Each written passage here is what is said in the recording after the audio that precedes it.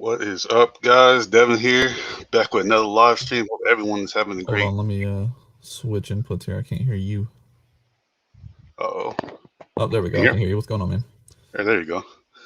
So we have a special guest here, and he's here to talk about his experience in Puerto Rico. Can you introduce yourself, Corey? Yeah, what's going on? My name is Corey on the internet. I go by Booyah. A lot of people know me by Corey. Yeah, there's not much to me. I'm not a very complicated man, you know. I work in construction. Been doing it for quite a long time now. I travel when I can. It's usually in the States, but yeah, we're here to talk about my last trip to Puerto Rico and what that was like. So yeah, we can get into it, man. Definitely, man. It's gonna be a good one. So, what made you come to Puerto Rico, man?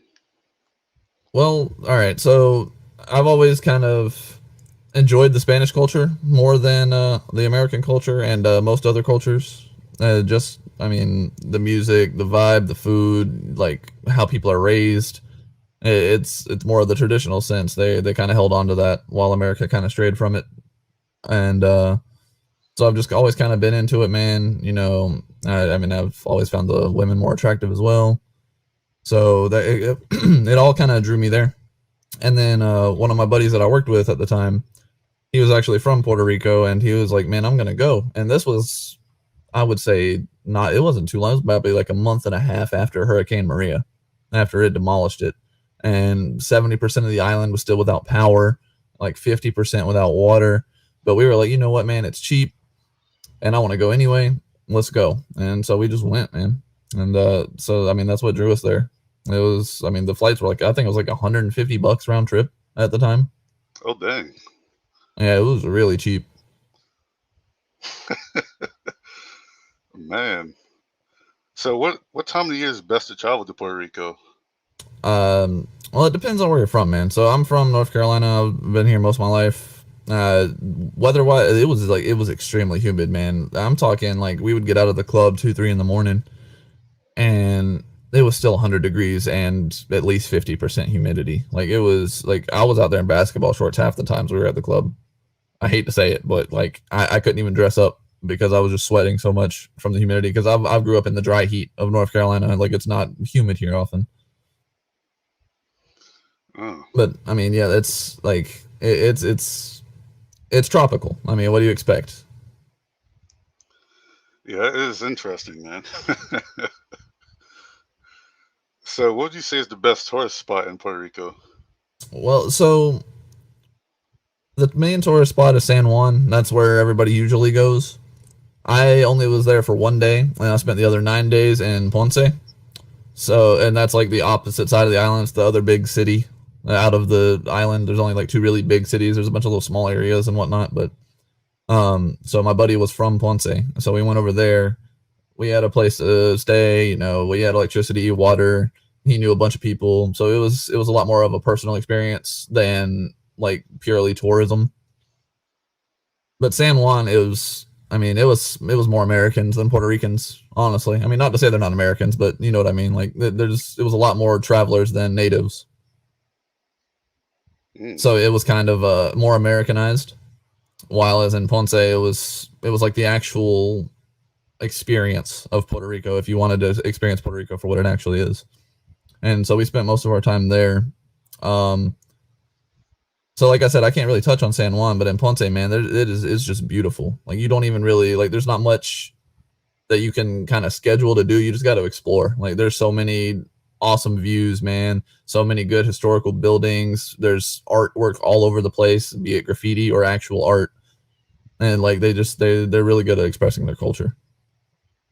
And that's all I can say for the tourist part is you just gotta explore, man. And then for more of the nightlife, again, there's not really any set spots because everywhere's a party down there at nighttime in Puerto Rico. Like, because the Spanish cultures, they know how to live it up, man. You can go to any club, any bar, you're always gonna have a good time. Loud music, women, cheap alcohol. You can't really ask for more. Man, where is Ponce? Is it like north, south, east, So or it's on the west? west side of the island. San Juan's on the east side of the island, if I remember my geography correctly. Okay. But yeah, So, it's just like two. It's basically like halves for the big cities. Like San Juan and its surrounding areas are the right side of the island, and then you have Ponce and its surrounding areas on the left side of the island. oh, okay. Dropping some knowledge at night, man. But man, yeah, that was a blast, dude, for real. Like I would definitely like if you want to go somewhere tropical, Puerto Rico is not a bad place to go.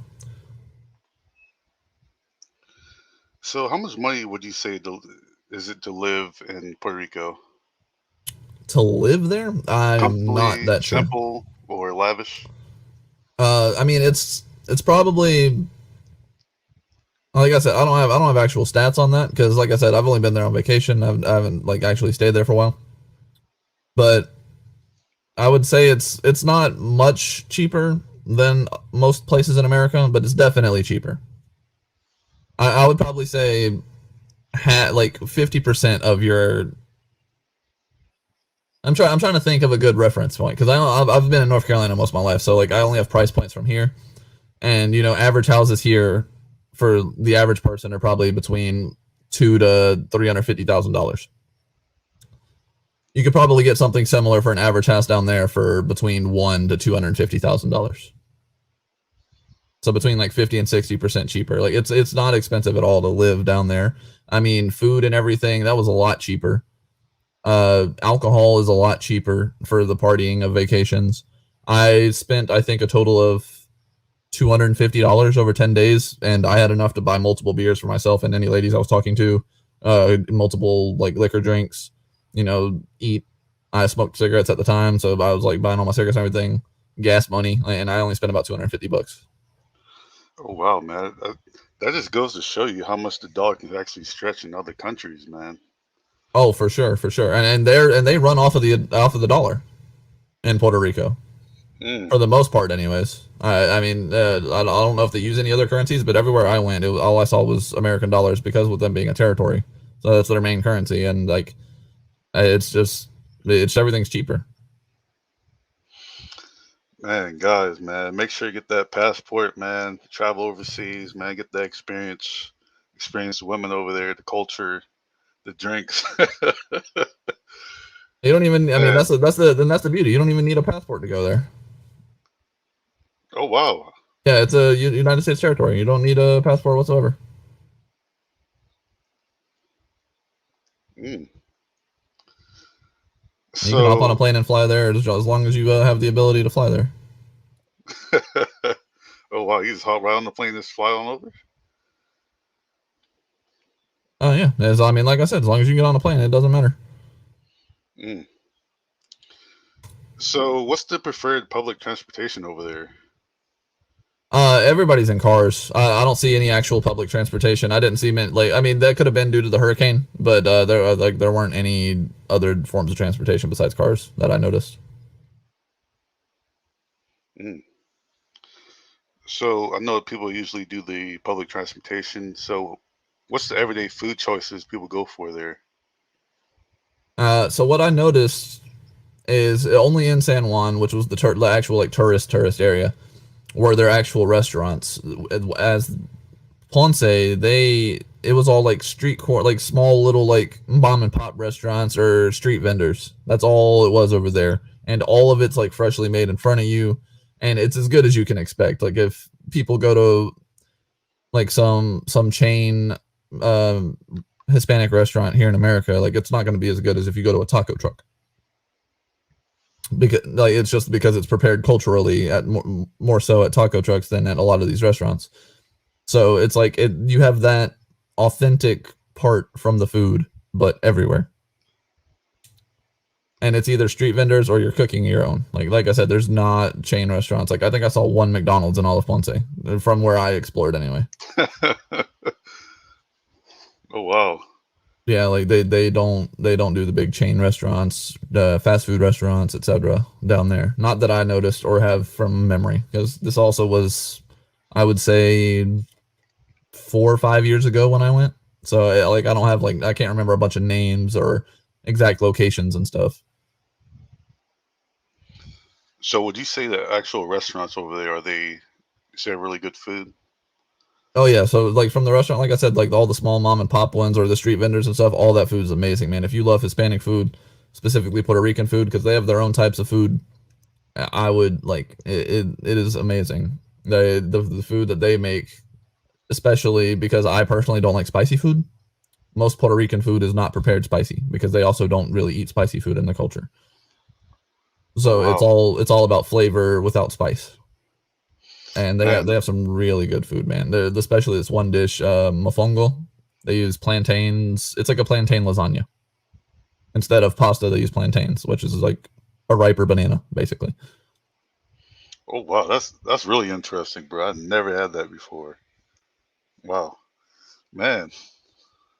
I did not expect that at all, man. Oh yeah, no. A lot of people are kind of like weirded out when they hear it. It's like, what, bananas in a lasagna? But man, it's, if you don't knock it till you try it. That's one of those things that I will advocate for sure. Mm. So, what would you say is the actual food costs? Are they like really cheap? So we didn't do any grocery shopping because, like I said, we were only down there for vacation. I wouldn't be able to tell you like a sustainable number for feeding yourself or whatever. But I mean, like you could go get full from a meat like one of these street vendors or these small restaurants for $10, and that includes a drink and a side. Like it's like everything down there is just a lot cheaper. Or like I said, at least it was at that time because I did go after a hurricane. Like everything was cheaper. Like beers were literally $1. Like I'm talking like the 12-ounce bottles of Corona I can get for $1. Shots were $1, and Mm. that's of like any like mid shelf down. Like obviously the top shelf they're still going to charge, but I mean if I'm getting mid shelf alcohol for $1 a shot, I'm not going to go for the top shelf.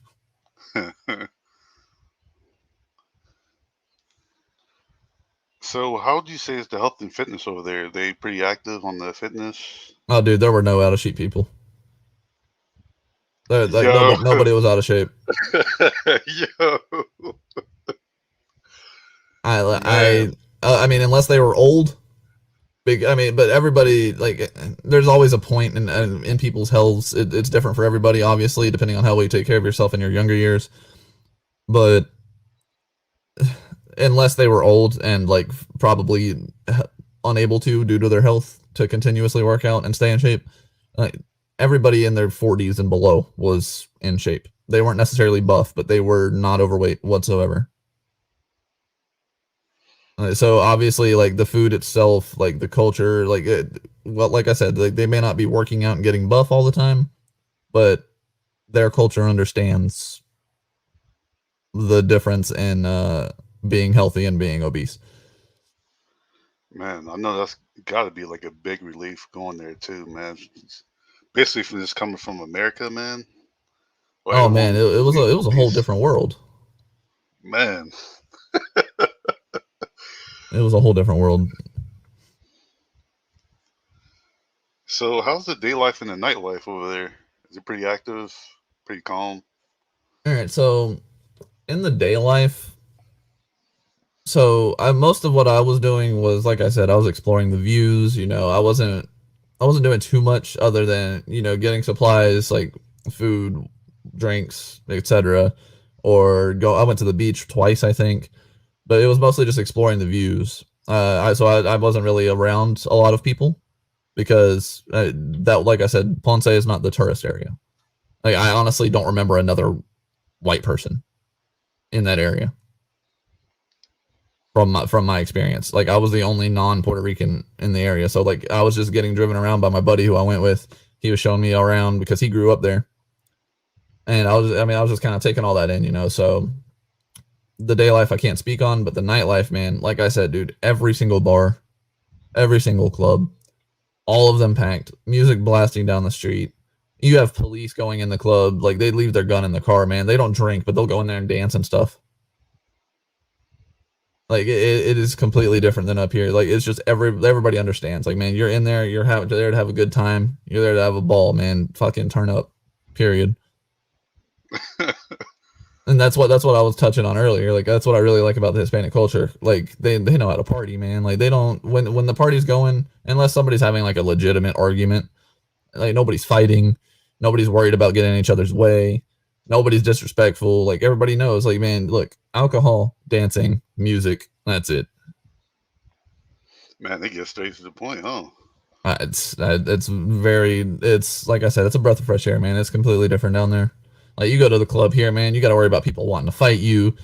Alcohol's 3 to 5 times more expensive. You gotta like, you're way more worried about like how you're dressed because that's like, I mean, people up here care about that. Like down there, man, like I said, I was going to the club half the time in basketball shorts, and I was still having a blast, and I wasn't like getting no weird eyes. I wasn't getting judged. Like everybody in it, like we were just there to party, man. Yeah, man, bro, how's the woman over there, bro? Oh man. Yeah, I also stated earlier how I am very biased. Spanish women are my preference, so take it with a grain of salt. But it was nice. Like I said, man, there was not an out of shape woman that I saw. Every single one of them in shape. Most of them very beautiful in the face.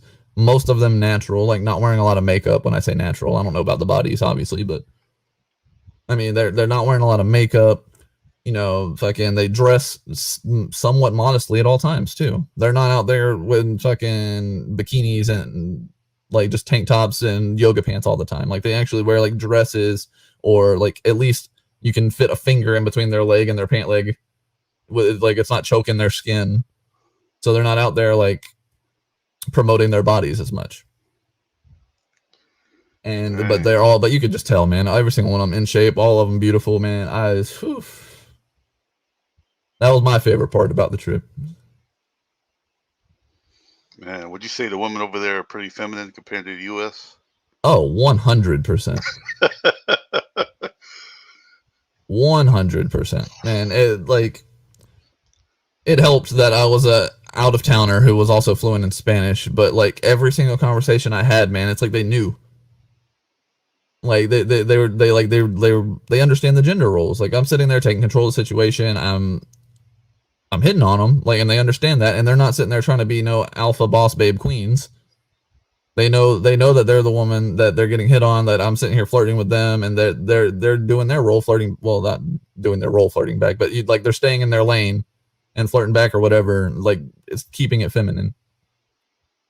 And like I said, they're not out there like doing all these big jobs, being alpha boss babe queens. Like these women are like they're doing small part time jobs at most, but most of them you see with men. Like they're not out there running around on their own. At least not past like their like mid 20s, anyways. Because obviously, like when you're younger and you're single, you got to whatever. Mm, But they all kind of understood. Like you saw more couples than single people, except at the club. But that's a difference. I mean, that's an obvious different scenario. so, what would you actually say is the best places to actually meet the woman over there in Puerto Rico?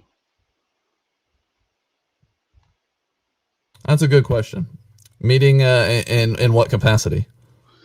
Like the clubs, the malls, like the location. Oh, I mean, in what capacity are you trying? Or are you suggesting to meet the women? Like, am I Just any for woman, more a long like, term thing or a short term thing? I'm trying to not. um, I don't know the vibe of your channel yet, so I don't want to. I don't want to go stray too far. let's say just meet a random this girl anywhere that's in I mean, that like to meet them vicinity. randomly, dude. Like there's not much. Like I said, they're not out and about. Not like that. At least not in Ponce where I was. Like you would have to go to the mall or you would have to go to a club to meet a bunch of single women or have a chance with a bunch of single women because they're all staying inside or already have men because they fall into gender roles. They know I got to get a man young where I'm when I'm more valuable. Man, he dropped some gems, man. Guys, if you haven't already, man, do make sure to hit that like, subscribe button, man. It really helps out the channel. If you haven't already, also, man, if do do send a super, yeah, man, just go ahead and send a super chat, cash app, whatever. Support the channel. Greatly appreciated, man. So Corey, do you know the marriage rate over there? No, like I said, man. Like I know the nightlife, or to an extent. Like I knew it from a couple years ago. I was just there on vacation. I don't go there often. I don't know a bunch of the stats on Puerto Rico specifically, unless those are included with America stats from just what I've learned from Fresh and Fit. But like I don't know direct stats over there. But I mean just from what I saw, like I said, with how little women were just outside, Yeah. it has to be a lot higher. It has to be. Because I can walk outside anywhere here in North Carolina, and this isn't even like one of the big cities like Miami, LA, New York. I can just walk outside and see a bunch of single women walking around. Man, have you ever tried the online dating over there? No, I was not heavily into it when I went down there, and I kind of looked back and regretted that because I've always preferred the cold approach. Yeah.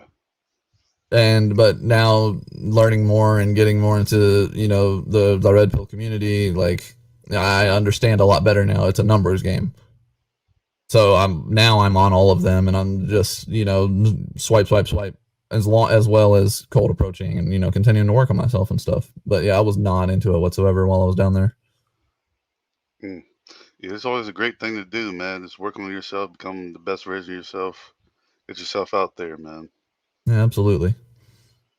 So, do the women over there or people in general speak English, or they have to learn Spanish, or?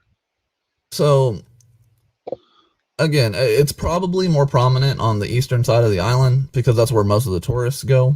There were a lot of places I went in Ponce where they tried to speak English to me, but I wasn't even fluent in Spanish at this time, but I did speak, I would say, a good 75% of the language, and they would always try, and it wasn't not great. It was not great.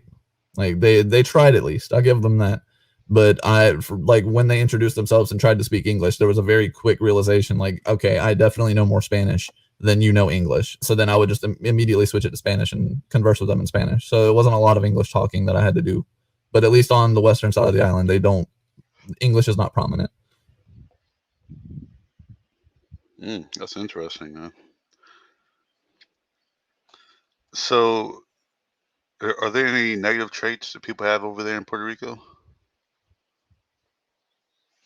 Well, I don't know if I want to say negative or like it's hard for me to say negative or positive because it's all a different culture. Like I said, like I'm very into the Spanish culture, but a lot of most Spanish cultures, the people about their personal lives are a lot more reserved. And I don't know if that's necessarily a negative, but like you can go converse with somebody on the side of the street, and you can, like, I don't want to say you can get their life story, but like you can learn a lot about somebody just from a single conversation from meeting somebody. Whereas down there, people are a lot more reserved with the information about themselves.